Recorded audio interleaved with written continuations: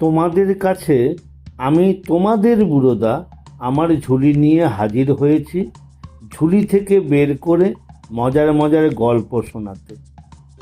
তাহলে আমি ঝুলি খুলছি খুলছি, দেখি আজ তোমাদের জন্য কোন গল্প ঝুলি থেকে বেরোয়। নমস্কার। আজকের গল্প সিরাজুল ইসলামের লেখা গ্রিন শেরের ফেয়ারওয়েল। ফুলবানু জানতো না আজ কেন মিড ডে মিলের রান্না বন্ধ। গ্রিন শেরও তাকে কিছু জানায়নি। উনুন জ্বালতে গেলে ছেলেমেয়েরাই তাকে বলল, মাসি গো, আজ রান্না বন্ধ, আজ তো স্যারের ফেয়ারওয়েল। ফুলবানু ফেয়ারওয়েল কথার মানে জানে না। 5 বছর ধরে সেই বীরকুমারী প্রাথমিক বিদ্যালয়ে মিড ডে মিলে রান্না করছে। গাঁয়ের মেম্বার বাসিত মোল্লাই তাকে এই কাজে লাগিয়ে দিয়েছে। কাজটা না পেলে বাপ মরা ছেলেটাকে নিয়ে সে কোথায় বা দাঁড়াতো। বেওয়া হওয়ার পর আত্মীয় স্বজন কেউ আর খোঁজ খবর নেয় না, সবাই বোঝা ভাবে। তবু কাজটা পেয়েছিল বলে রক্ষে, না হলে রসুলকে নিয়ে ভিক্ষে করতে হতো। কি রাতই না এসেছিল সেদিন। এক নাগাড়ে 3 দিনের বৃষ্টিতে মাঠ ঘাট থই থই। রসুলের বাপ আলীজানো ঠাই ঘরে বসা। দিনমজুরের একটা দিন কাজ বন্ধ মানেই উপোস। কিন্তু ফুলবানুর জীবনের ছক পাল্টে গেল সেই রাতে। মাটির দেওয়াল ধসে পড়ল আশঙ্কা। 1 বছরের রসুল ছিল তার কোলের ভেতর, কোনো রকমে ছেলেকে বাঁচাতে পেরেছিল। আলীজান বাঁচেনি। ফুলবানু বুঝেছিল এবার যুদ্ধ শুরু। বাপের বাড়িতে ঠাঁই হয়নি তার। অগত্যা স্বামীর ভিটেই হোগলা পাতার ছাউনির নিচে চূড়ান্ত ঠাঁই হয়। রসুল এখন স্কুলে যেতে শিখেছে। গ্রিন স্যারের নজর পড়েছে তার উপর।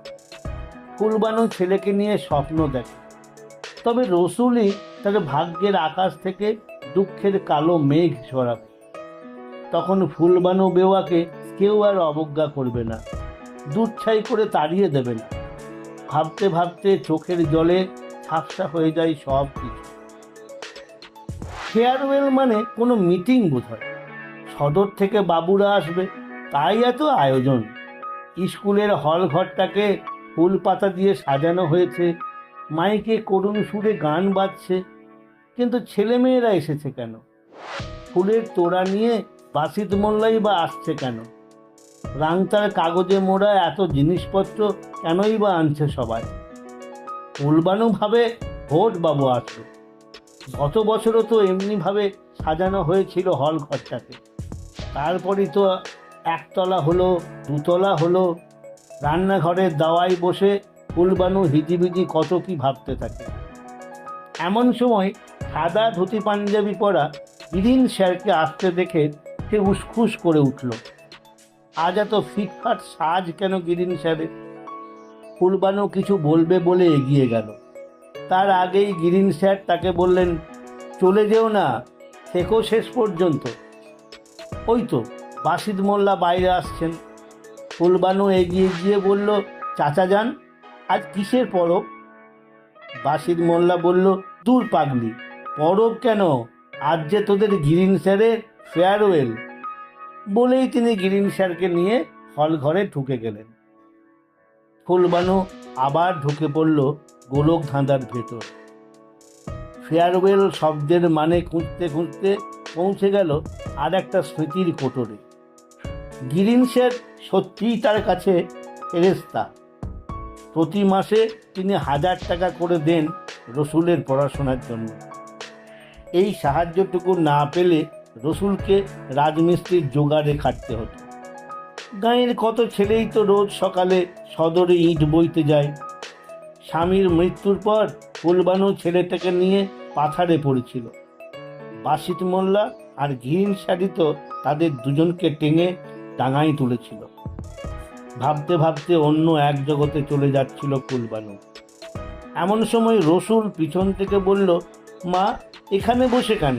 চল না হল ঘরের ভেতরে যাই, এখনই তো ফেয়ারওয়েল শুরু হবে।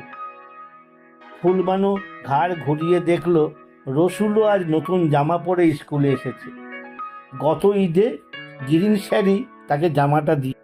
ফুলবানু রসুলকে বুকে টেনে নিয়ে জিজ্ঞাসা করলো, ফেয়ারওয়েল কি বাপ? রসুল বলল, তাও জানিস নে, গিরিন স্যারের বিদায় সভা, উনি আর চাকরি থেকে অবসর নেবেন। ফুলবানু দেখল রোদ ঝলমল স্কুলের উঠোনটা হঠাৎ যেন বিবর্ণ হয়ে গেল। চোখের কোণায় ইস্পাতের গুলির মতো চকচক করে উঠল জলের বিন্দু। নিজেকে একটু সামলে নিয়ে ফুলবানু বলল, তুই যা, আমি একটু ঘুরে আসছি। বলেই ফুলবানু বাড়ি মুখো রওনা হলো। গিরিন স্যারের ফেয়ারওয়েল শেষ হতে দুপুর গড়িয়ে গেল। পড়ন্ত রোদে টুকরোগুলো লুটোপুটি খাচ্ছে স্কুলের উঠোনে। বাসিত মোল্লার জড়ানো কথার আওয়াজ ভেঙে দিচ্ছে নৈশব্দ। টেবিলে ফুলের তোড়া আর উপহারের স্তূপ, যেন ঢাকা পড়ে গেছে গিরিন স্যার। শেষ বেলায় মাইকের সামনে বলতে উঠলেন তিনি। স্মৃতি বিস্মৃতির আঁকাবাঁকা পথ ধরে এগোতে এগোতে হঠাৎ তার চোখ পড়ল মিড ডে মিলের বারান্দার দিকে। দেখলেন একটা বেল ফুলের মালা হাতে নিয়ে ফুলবানু কাঁদছে। আমার কথাটি ফুরলো, নোটে গাছটি মুড়লো, আমার কথাটি ফুরলো, নোটে গাছটি মুড়লো, আমার কথাটি ফুরলো, নোটে গাছটি মুড়লো।